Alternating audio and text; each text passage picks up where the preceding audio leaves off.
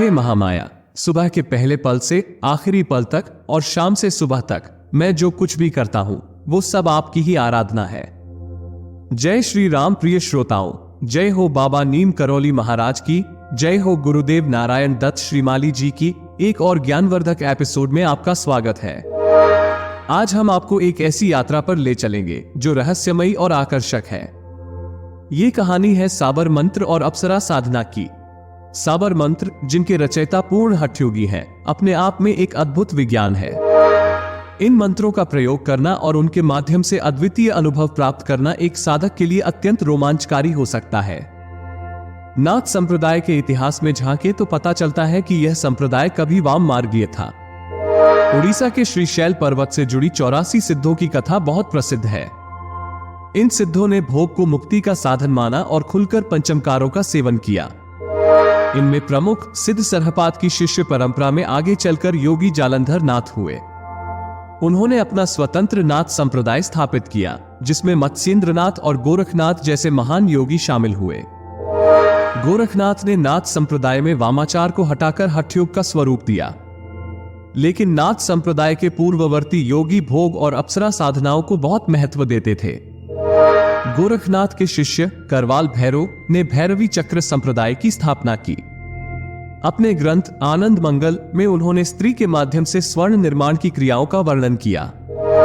इनमें भैरवी साधना, भैरवी पूजन और भोग भैरवी क्रियाएं विशेष रूप से उल्लेखनीय हैं।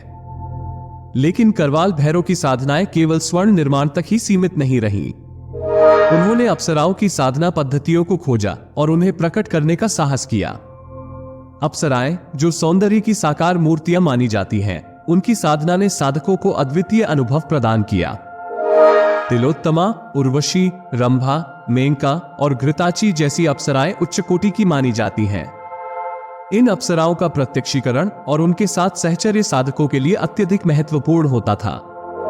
तो अगर आज की वीडियो आपको अच्छी लगे तो वीडियो को लाइक और चैनल को सब्सक्राइब करना ना भूले, और हाँ, नोटिफिकेशन बेल आइकॉन को जरूर दबा दें, जिससे आने वाली सभी वीडियो आपको तुरंत ही प्राप्त हो जाए। अब आइए हम मेनका अप्सरा की साधना की बात करते हैं। मेनका का सौंदर्य वर्णन करने के लिए शब्द कम पड़ जाते हैं। सुतवा अंडाकार चेहरा, बड़ी बड़ी बोलती आंखें, रसीले अधर और गड़ी हुई चिबुक, ये सब मिलकर उसे एक अद्वितीय रूप प्रदान करते हैं। उसकी सुडौल वक्षस्थल, सुनहरी लड़ियों की कौंधती रोशनी और रोम रहित नाभि प्रदेश, ये सभी उसे एक अद्वितीय सौंदर्य प्रदान करते हैं। मेनका का संपूर्ण देह यौवन की नृत्य मुद्राओं को प्रदर्शित करता हुआ एक साधक के लिए अद्वितीय अनुभव होता है।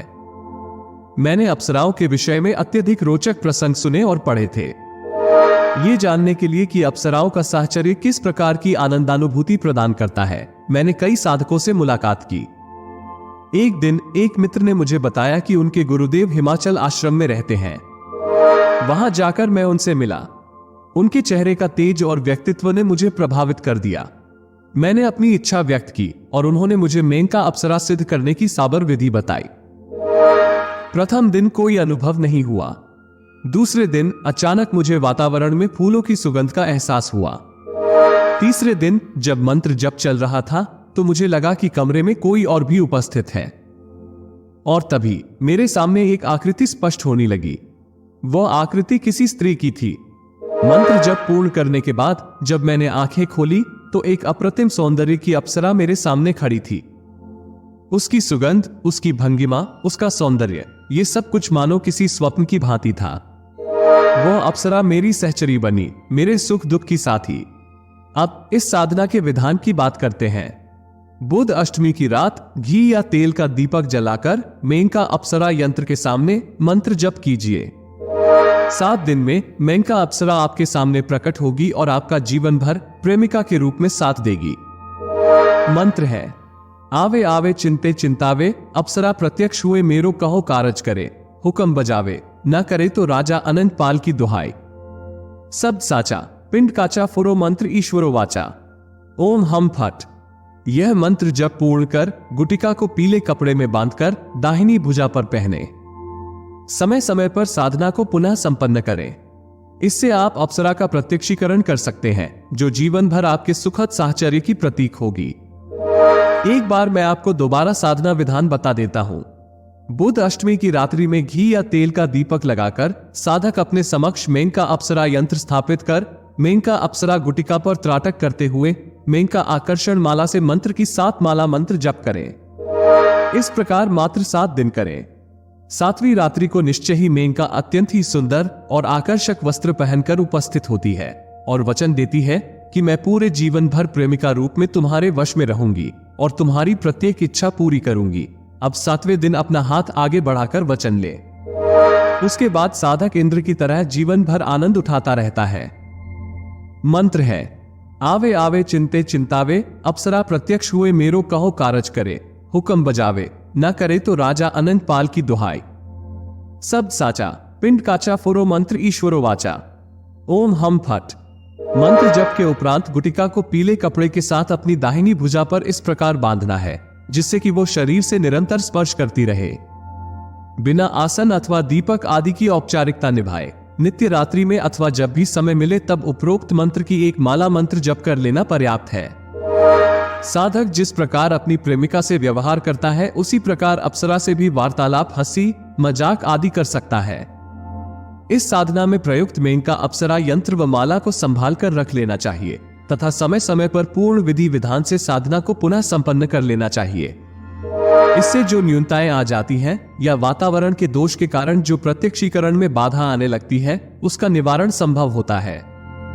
साबर मंत्रों द्वारा अप्सरा साधना की यह विधि पूर्णतः परीक्षित है। जिन साधकों ने इसे संपन्न किया है उन्होंने उन सभी सुखों और वैभव को प्राप्त किया है जिसकी धारणा और कामना उनके मन में होती है। क्या आप भी इस रहस्यमय यात्रा पर चलना चाहेंगे? सोचें, समझें और निर्णय लें, क्योंकि यह साधना आपके जीवन को एक नई दिशा देने की क्षमता रखती है। अंत में मैं अपना परिचय दे देता हूं। मैंने बिहेवियर साइंस, साइकोलॉजी और डिमोनोलॉजी में अपनी शिक्षा पूरी की है और साथ ही पिछले 15 सालों से गुरु मार्गदर्शन में स्पिरिचुअलिटी सीख रहा हूं। मैंने इच्छाओं को प्रकट करने के लिए स्पिरिचुअलिटी, साइकोलॉजी और डिमोनोलॉजी के तरीकों का अध्ययन करने में 1 दशक से अधिक समय बिताया है। इस मनमोहक यात्रा में मेरे साथ शामिल होने के लिए धन्यवाद। यदि आप भी मेरी तरह प्रकृति के रहस्यों को समझाना पसंद करते हैं तो मैनिफेस्ट ट्रांसपोर्ट को लाइक, शेयर और सब्सक्राइब करना न भूलें। अगली बार तक साधना करते रहें और याद रखें, जो लोग विश्वास करने का साहस करते हैं ईश्वर हमेशा उनकी पहुंच में है। जय श्री राम।